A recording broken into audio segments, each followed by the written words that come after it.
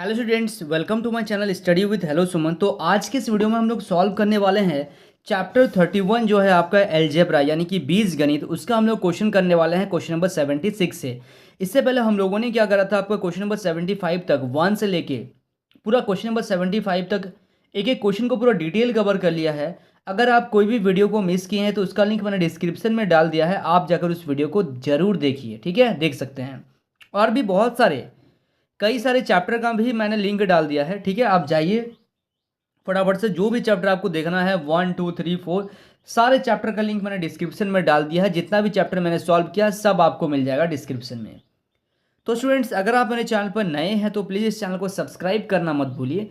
इस वीडियो के नीचे एक सब्सक्राइब बटन दिया गया है, उस बटन को प्रेस कीजिए और नोटिफिकेशन को ऑल पे प्रेस करिए ताकि इस तरीके का हर वीडियो का नोटिफिकेशन आप तक पहुंचे। तो स्टूडेंट्स, चलिए इस वीडियो को बिना टाइम वेस्ट करते हुए फटाफट से स्टार्ट करते हैं। देखिए क्वेश्चन नंबर 76 को ध्यान से देखिएगा। क्वेश्चन नंबर 76 में आपको दिया गया है, यदि एक बहुपद f ऑफ x को 2x+3 से भाग दें तो शेषफल क्या होगा, ये आपको बताना है, ठीक है।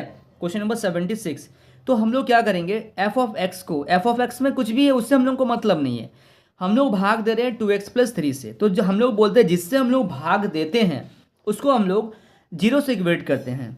तो अगर आप इसको जीरो से इक्वेट कीजिएगा यानी कि 2x इज इक्वल टू -3, तो x इज इक्वल टू कितना आ जाएगा आपका -3/2। तो आपको बताना है शेषफल क्या होगा। अगर आप f ऑफ x को 2x+3 से डिवाइड करेंगे तो आपका जो शेषफल आएगा वो आ जाएगा x इज इक्वल टू -3/2। ये आ जाएगा आपका शेषफल। आ रहा समझ में आप लोगों को? ये था क्वेश्चन नंबर आपका 76।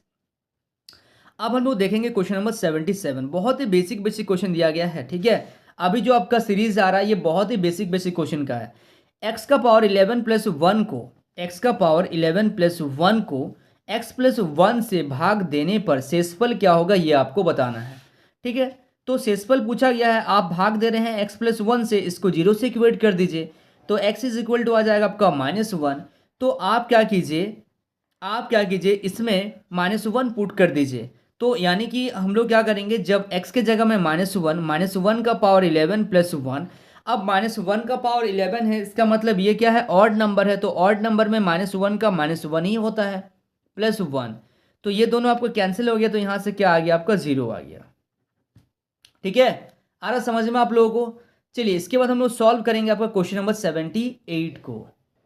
देखिए क्वेश्चन नंबर 78 को ध्यान से देखिएगा। क्वेश्चन नंबर 78 में आपका क्या है, 2x³ प्लस 5x² और -4x-6 को 2x प्लस 1 से भाग देने पर शेषफल क्या होगा। तो 2x³ plus 5x² minus 4x-6। आपको हर क्वेश्चन में क्या पूछा है, शेषफल ही पूछा है। और यहाँ पे क्या दिया गया है, 2x प्लस 1।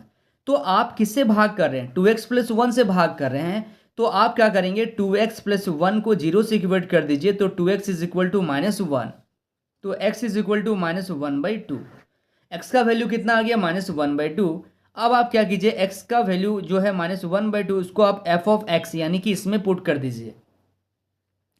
तो 2 इंटू -1/2 का क्यूब प्लस 5 इंटू -1/2 का स्क्वायर माइनस 4 इंटू -1/2 -6, ठीक है। तो कितना हो जाएगा ये, देखिए 2 इंटू 2 तो है आपका यहाँ पे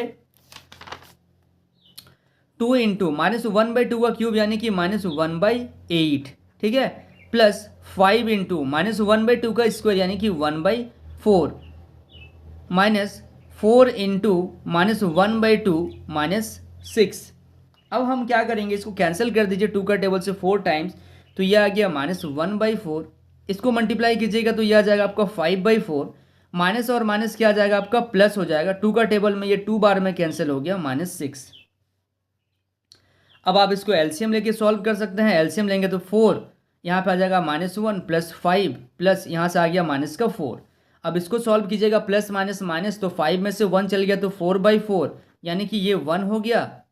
और यहाँ पे है आपका -4, तो यानी कि 1 -4 इज इक्वल टू कितना आंसर आ जाएगा आपका -3। और ये क्या हो गया आपका, ये हो गया आपका शेषफल। आ रहा समझ में आप लोगों को? चलिए so students please note down this question. देखिए क्वेश्चन नंबर 79 को ध्यान से देखिएगा। क्वेश्चन नंबर 79 में है यदि n एक घन पूर्णांक हो तो आपको बताना है x to the power n minus a to the power n पूर्णतया x माइनस ए से विभाजित होगा, ये आपको बताना है। और आपको इसमें ऑप्शन दिए गए हैं 4। तो कौन सा ऑप्शन आपको इसमें सॉल्व नहीं करना, ये थ्योरी बेस्ड क्वेश्चन है। यदि n एक क्या है घन पूर्णांक है, यानी कि n क्या है क्यूब अगर हो, तो आपको बताना है x का पावर n माइनस ए का पावर n जो है पूर्णतः x माइनस ए से विभाजित होगा। तो आपको इसका रीजन देना है। तो यहां पे हम लोग लिख सकते हैं सभी पूर्णांकों n के लिए। पूर्णांक मतलब क्या होता है, वो माइनस में भी हो सकता है वैल्यू उसका और प्लस में भी हो सकता है। इसके लिए x का power n minus a to the power n जो है वो सदैव, कोई भी आप वैल्यू ले लीजिए, वो सदैव जो है x माइनस ए से जो है पूर्णतः विभाजित हो जाएगा।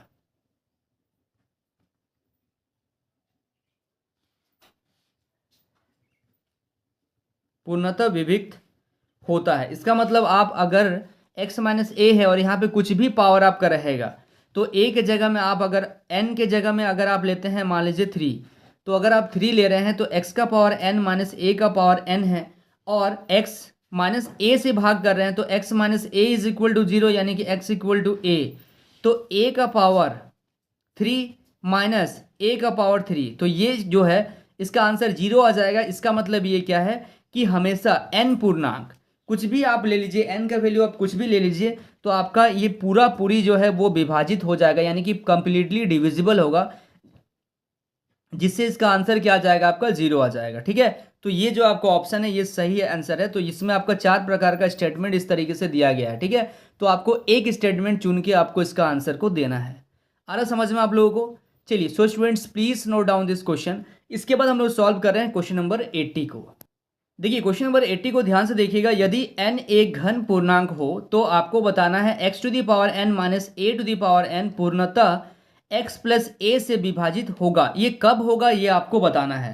ठीक है, तो आपको क्या करना है, n एक घन पूर्णांक है, 80 नंबर क्वेश्चन है। n क्या है, n एक घन पूर्णांक है।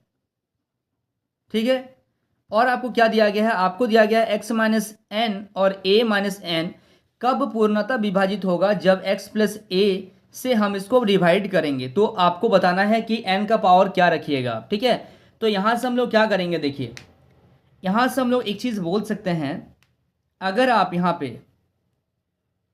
क्योंकि जब आप x को इससे आप डिवाइड करेंगे तो x plus a is equal to 0, तो x इक्वल टू आ जाएगा आपका माइनस का a।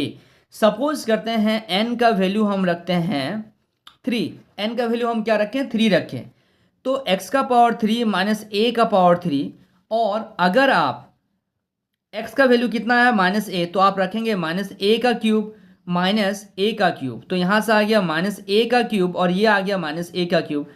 तो इस केस में 0 नहीं आ रहा है, इस केस में 0 नहीं आ रहा है। इसका मतलब n में कुछ ना कुछ हम लोगों को करना पड़ेगा। अगर हम यहाँ पे n इक्वल टू 2 रखें तो क्या होगा, अगर n इक्वल टू 2 रखें तो माइनस a का स्क्वायर माइनस a का स्क्वायर, तो ये आ जाएगा माइनस a का स्क्वायर a स्क्वायर, और बाहर है माइनस a स्क्वायर, तो ये दोनों कैंसिल होकर क्या आ जाएगा, 0 आ जाएगा।